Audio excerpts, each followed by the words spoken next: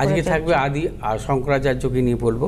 আজকে সনাতন ধর্মের বিভিন্ন শাখা এবং সম্প্রদায়কে এক সূত্রে গেঁথে সনাতন ধর্মকে একটি নিরাপদ এবং মজবুত ভিত্তি প্রদান করতে মহাদেব স্বয়ং আদি শঙ্করাচার্য রূপে পৃথিবীতে এসেছিলেন।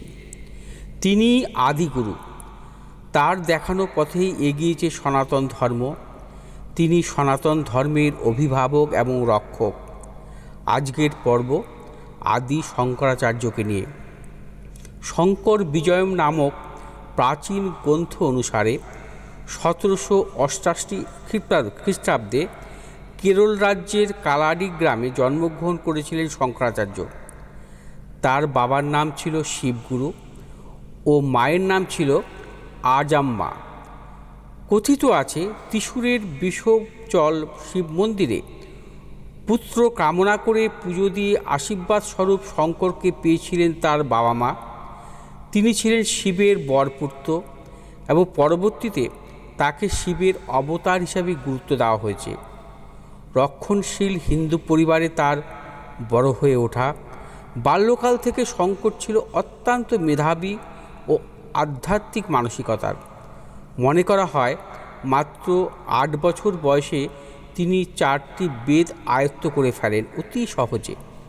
অল্প বয়সে পিতৃবিয়োগের পর চরম আর্থিক দুর্দশার সম্মুখীন হতে হয় তাকে।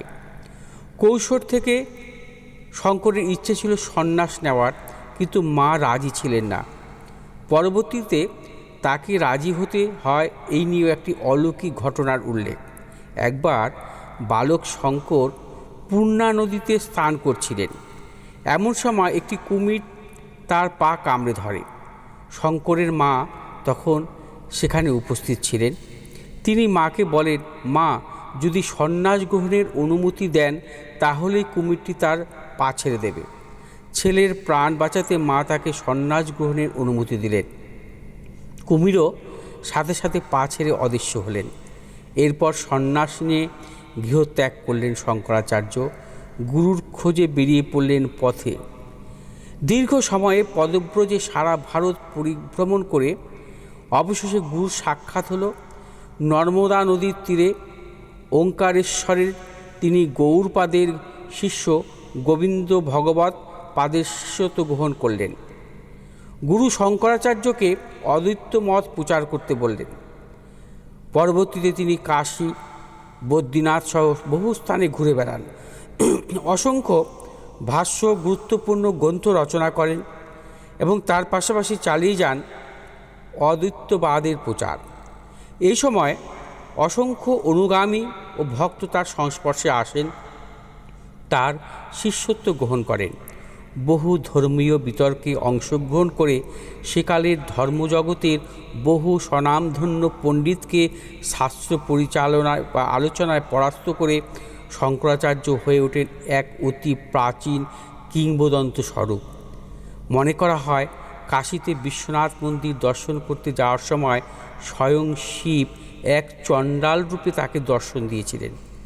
শঙ্করাচার্য সারাটা জীবন ধরে অদ্বৈত তত্ত্বের প্রচার করে বেদ বিমুখী সমাজকে আবার বেদান্তের পথে ফিরিয়ে নিয়ে আসেন। শঙ্করাচার্য অদ্বৈত তত্ত্বের মূল কথা ছিল ব্রহ্ম সত্য, জগৎ মিথ্যা। জীব ও ব্রহ্মে কোনো প্রভেদ নেই, অর্থাৎ জীব ব্রহ্মকে এক ভাবাই অদ্বৈতবাদ। সকল জীবের অভ্যন্তরে যে আত্মা বিরাজমান তার পরমাত্মায় প্রকাশ। এই তথ্যে জীবাত্মা ও পরমাত্মা এক। শঙ্করাচার্য দেশের 4 প্রান্তে 4টি মঠ প্রতিষ্ঠা করেন: পুরী, যোশীমঠ, দ্বারকা, সিঙ্গেরি। আজ ওই পরম্পরা মেনে 4টি মঠের প্রধান অর্থাৎ 4 জন শঙ্করাচার্য পদাধিকারী সনাতন ধর্মের কল্যাণে নিজেদের নিয়োজিত করে রেখেছেন সর্বদা।